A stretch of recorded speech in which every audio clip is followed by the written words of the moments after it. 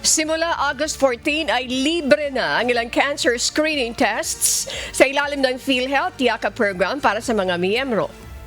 Layunin nitong maagapan ang sakit at mabawasan ang gastusin alinsunod sa advokasya para sa universal healthcare.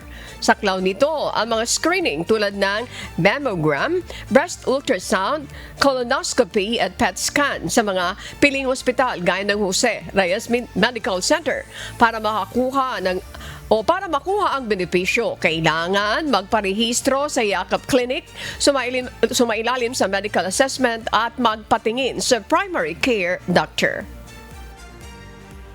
Bilang ako po ay solo parent po, malaking tulong po ng PhilHealth itong bagong programa nila na Yakap po. Kasi sa pagkakaalam ko po sa programa na to, covered po nila yung sa cancer screening. So, malaking kabawasan po sa amin para pagdating ko sa financial.